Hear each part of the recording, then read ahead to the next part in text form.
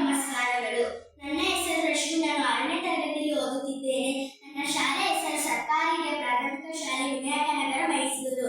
ನಮ್ಮ ಯೋಜನೆ ಹೆಸರು ಬಾಲ ನಿರಾಳ. ನಮ್ಮ ಭಾರತ ದೇಶದ ಬೆನ್ನೆಲುಬು ಕೃಷಿ. ಆದರೆ ಈಗಿನ ಸಮಯದಲ್ಲಿ ಕೃಷಿಯಲ್ಲಿ ಭಾಗವಹಿಸುವವರು ಕೂಡ ಕಡಿಮೆ ಆಗುತ್ತಿದ್ದಾರೆ.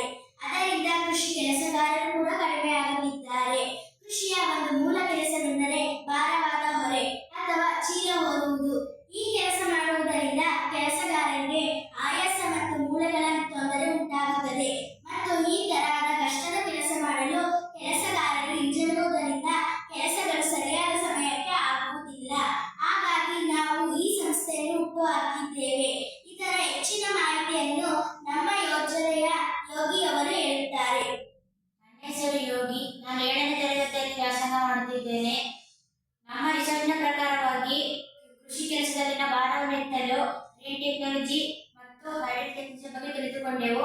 ಆಗ ನಮಗೆ ಹೊಳೆದು ಬಂದಂತಹ ಐಡಿಯಾ ಈ ಬಾಲ ನಿರಾಳ ಯಂತ್ರ. ಇದರ ಪ್ರಕಾರ ನಾವು ಭಾರವನ್ನು ಎತ್ತಲು ಟ್ರ್ಯಾಕ್ಟರ್ ಟ್ರೇಲರ್ಗೆ ಬಾಲ ನಿರಾಳ ಯಂತ್ರವನ್ನು ಅಳವಡಿಸಿಕೊಳ್ಳಬಹುದು. ಇದರ ಬಗ್ಗೆ ಹೆಚ್ಚಿನ ಮಾಹಿತಿಯನ್ನು ಕೇಳಲು ತಿಳಿಸಿಕೊಡುತ್ತಾರೆ. ನನ್ನ ಹೆಸರು ಕಿರಣ್. ನಾನು 6ನೇ ತರಗತಿಯಲ್ಲಿ ಓದುತ್ತಿದ್ದೇನೆ. ಈ ಯಂತ್ರವು ಬಹಳ ಉಪಯುಕ್ತ ಯಂತ್ರವಾಗಿದೆ. 5-6 ಜನರು ಮಾಡುವ ಕೆಲಸವನ್ನು ಕೇವಲ 2 ವ್ಯಕ್ತಿ ಮಾಡುವಂತಾಗಿದೆ. ಇದರಿಂದ ಸಮಯವು ಉಳಿತಾಯವಾಗುತ್ತದೆ. ಇದರಿಂದ ಆದಾಯವು ಹೆಚ್ಚುತ್ತದೆ. ಹೇಗೆಂದರೆ 5-6 ಜನರಿಗೆ ಕೊಡುವ ಸಂಬಳವು ಕೇವಲ 2 ವ್ಯಕ್ತಿಗೆ ಕೊಡುವಂತಾಗುತ್ತದೆ. ನನ್ನ ಪ್ರಕಾರ ಈ ಯಂತ್ರವು ರೈತರಿಗೆ ಮತ್ತು ಕೂಲಿಗಾರರಿಗೆ ಮಿತ್ರರಾಗಬಹುದು.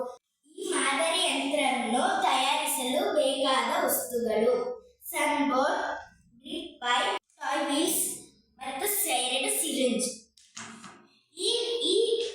ಹೇಗೆ ತನ್ನ ಕಾರ್ಯವನ್ನು ಕೆಲಸ ಮಾಡುತ್ತದೆ ಎಂದರೆ